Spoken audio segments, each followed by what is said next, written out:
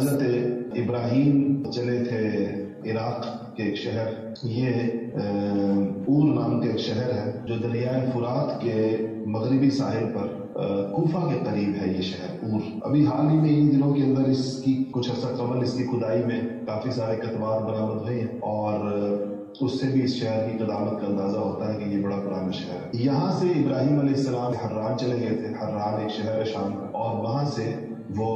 فلسطین چلے گئے جو کہ ایک صوبہ تھا شام کا۔ ایک دفعہ وہ مصر گئے تھے جہاں فرعون جو مصر کا بادشاہ تھا اس نے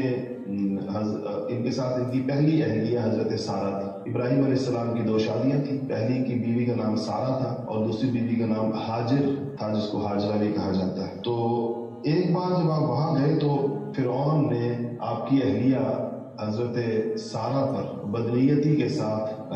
ہاتھ دراز کرنے کی کوشش کی اور اس پر اللہ تعالیٰ کا اس کے اوپر فوراً ایک قسم کی پکڑ اس کی آئی، اور اس دوران اس کو یہ اندازہ ہوا کہ حضرت سارہ جو ہے یہ کوئی بڑی بزرگ خاتون ہے، وہ اپنے برے ارادے سے باز بھی آئے اور اس نے اپنی بیٹی جن کا نام ہاجر یا ہاجرہ تھا وہ حضرت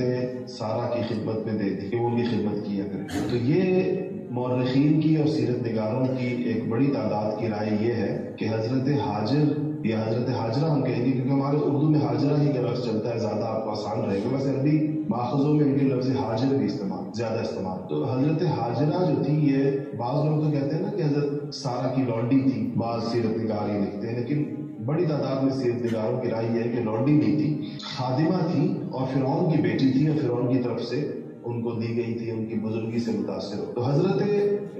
ہاجرہ جو تھی وہ حضرت ابراہیم علیہ السلام کی دوسری زوجہ بنی، دوسری اہلیہ بنی، اور ابراہیم علیہ السلام کو کے ہاں اولاد نہیں تھی، ان کا پھر پہلا بیٹا سیدنا اسماعیل علیہ السلام جو ہے وہ حضرت ہاجرہ کے ہاں پیدا ہوئے۔ ادھر پھر اللہ تعالیٰ نے حضرت سارہ کو بھی بیٹا دے دیا اور حضرت سارہ کے بیٹے کا نام جو تھا وہ اسحاق تھا، سیدنا اسحاق علیہ السلام۔ اسحاق جو تھے ان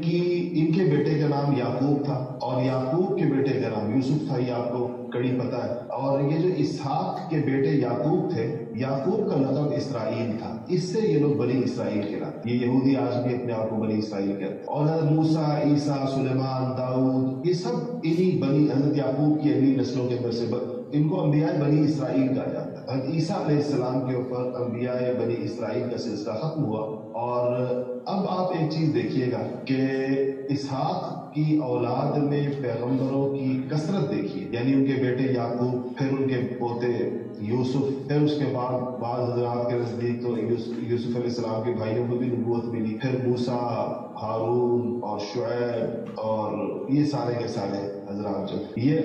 انبیاء بنی اسرائیل کے ناتے۔ اور حضرت اسماعیل کی اولاد میں کوئی نبی نہیں آیا شروع میں، اس سارے زمانوں میں جس زمانے میں یہاں پر انبیاء تھے، بنی اسرائیل کے انبیاء کا سلسلہ چل رہا تھا، ان کی اولاد میں اللہ جل شانہ نے ایک ہی نبی ایسا بھیجا جو سید الانبیاء بھی تھا اور جو سارے نبیوں کا سردار بھی تھا، یعنی حضرت محمد مصطفیٰ صلی اللہ علیہ وسلم۔ اچھا، اللہ تعالیٰ کی طرف سے ابراہیم کو حکم ہوا کہ اسماعیل کو اور اس کی ماں ہاجرہ کو شام کے سرسبز و شاداب علاقوں سے لے جاؤ اور لے جا کر حجاز میں چھوڑ دو، اس کو جزیرۃ العرب کہتے ہیں۔ تو ابراہیم علیہ السلام اللہ تعالیٰ کے حکم سے اللہ تعالیٰ نے جبرائیل کو ساتھ کیا اور جبرائیل سے کہا کہ ابراہیم کو حجاز کی اور اس جگہ جہاں خانہ کعبہ تھا مکہ مکرمہ وہاں تک ان کو پہنچاؤ، اور وہاں ابراہیم علیہ السلام اپنے شیر خوار بچے، دودھ پیتے بچے اسماعیل کو اور اس کی ماں ہاجرہ کو چھوڑ دیں اور تو واپس شام آ جائیں، یہ اللہ کا حکم تھا۔ اس وقت تک دنیا کے نقشے پر 5 ملک ایسے ہیں جن کو ملا کر اس زمانے میں شام کہا جاتا تھا۔ ایک تو موجودہ سیریا ہے یا سوریا یا سیریا جس کو کہتے ہیں، موجودہ لبنان ہے، لیبنان جس کو کہتے ہیں، موجودہ اردن ہے، جارڈن جس کو کہتے ہیں، موجودہ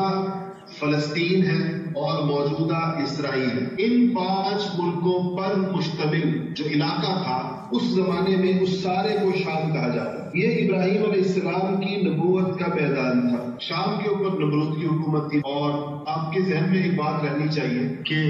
شام دنیا کے سرسبز، شاداب اور حسین ترین خطوں میں سے، جبکہ جو ہے حجاز وہ ریت کا صحرا تھا، وہاں پر دور دور تک آبادی نہیں تھی، پانی نہیں تھا، ریت ہی ریت تھی، پودے نہیں تھے، سبزہ نہیں تھا، شادابی نہیں تھی، پھل سبزیاں نہیں تھی۔ تو اللہ کی شان ہے بس کہا گیا ابراہیم علیہ السلام نے اس کو خود قرآن کے اندر اس جگہ کا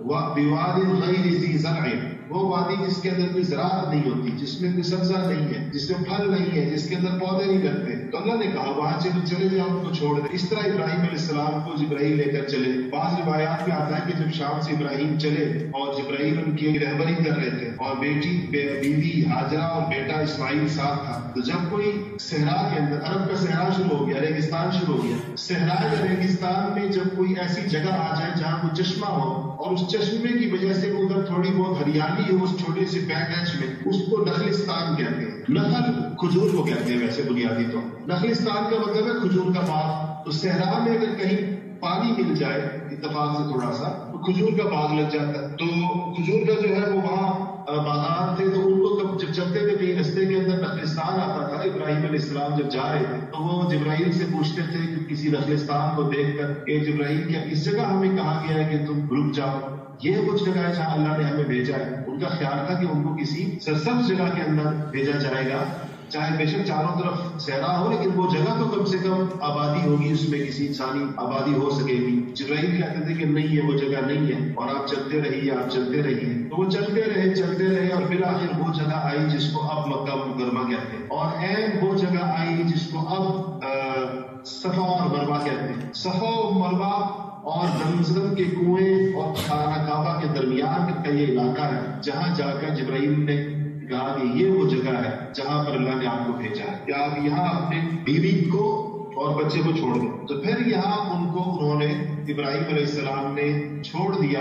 اسماعیل کو اور ہاجرہ کو اور جانے لگے۔ جب جانے لگے تو ہاجرہ نے کہا کہ آپ ہمیں کہاں چھوڑ کے جا رہے ہیں صحرا کے اندر؟ تو انہوں نے جواب نہیں دیا۔ تو پھر حاجرہ نے ایک بات سوال کیا کہ یہ بتا دیجئے کہ آپ اللہ کے حکم سے ہمیں چھوڑ کے جا رہے ہیں؟ انہوں نے کہا کہ ہاں میں اللہ کے حکم سے تم کو چھوڑ کے جا رہا ہوں۔ اس پر حاجرہ نے کہا کہ بس پھر ٹھیک ہے آپ جائیے، اگر آپ اللہ کے حکم سے ہم کو چھوڑ کے جا رہے ہیں اللہ تعالیٰ ہمیں ضائع نہیں کرے گا، اللہ ہمیں ضائع نہیں کرے گا، مجھے اور میرے بیٹے کو۔ اللہ تعالیٰ کی طرف سے چونکہ تشکیل تھی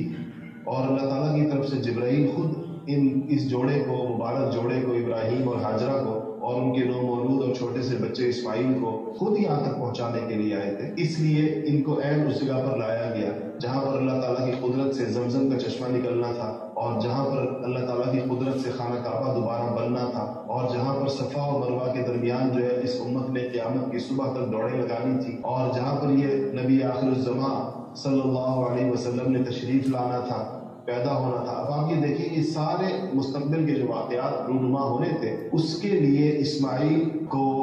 اور ان کی والدہ ہاجرہ کو اس صحرا کے اندر پہنچا دیا گیا جہاں پر دور دور تک آبادی کا کوئی نشان نہیں تھا۔ ایک بات اور یاد رکھیے گا کہ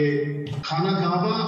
اس جگہ پر آدم علیہ السلام نے بنایا تھا، اور آدم نے اللہ سے، چونکہ آسمان پر ایک کعبہ تھا جس کا نام بیت المعمور تھا، جس کے گرد فرشتے طواف کرتے تھے، آدم جب آسمانوں پر تھے، جنت میں تھے، تو اس کو دیکھا کرتے تھے۔ زمین پر اترے تو کوئی کعبہ نہیں تھا، اللہ کا گھر نہیں تھا۔ تم نے اللہ تعالیٰ سے کہا تھا کہ میں زمین پر آپ کا گھر بنانا چاہتا ہوں۔ اللہ تعالیٰ نے جو آسمان پر بیت المعمور ہے، فرشتوں کا جو گھر ہے، اس کے عین نیچے، یعنی بالکل جیسے 90 ڈگری پر کوئی چیز نیچے آ جاتی ہے، ایسے اللہ نے بتایا کہ اس جگہ پر تم گھر بناؤ۔ تو یہاں یہ گھر خانہ کعبہ کی تعمیر اول جو ہے وہ آدم علیہ السلام سے ہوئی۔ پھر جب نوح علیہ السلام کا سیلاب آیا نوح علیہ السلام کی قوم پر، تو ساری دنیا ڈوب گئی، تو خانہ کعبہ بھی ڈوب گیا اس کے، اور اس کے آثار بھی مٹ گئے۔ بعد میں پھر ان دونوں نے جب اسماعیل بڑے ہو گئے، ابراہیم کے ساتھ مل کر خانہ کعبہ بنایا، جس کو قرآن نے یہ کہا سورہ بقرہ کے اندر کہ وَإِذْ يَرْفَعُ إِبْرَاهِيمُ الْقَوَاعِدَ مِنَ الْبَيْتِ وَإِسْمَاعِيلُ رَبَّنَا تَقَبَّلْ مِنَّا إِنَّكَ أَنْتَ السَّمِيعُ الْعَلِيمُ وَتُبْ عَلَيْنَا إِنَّكَ أَنْتَ التَّوَّابُ الرَّحِيمُ رَبَّنَا وَاجْعَلْنَا مُسْلِمَيْنِ لَكَ وَمِنْ ذُرِّيَّتِنَا أُمَّةً مُسْلِمَةً لَكَ وَأَرِنَا مَنَاسِكَنَا وَتُبْ عَلَيْنَا إِنَّكَ أَنْتَ التَّوَّابُ الرَّحِيمُ رَبَّنَا وَابْعَثْ فِيهِمْ رَسُولًا مِّنْهُمْ۔ یہ ابراہیم علیہ السلام کی دعا ہے جس کو حضور کی دعا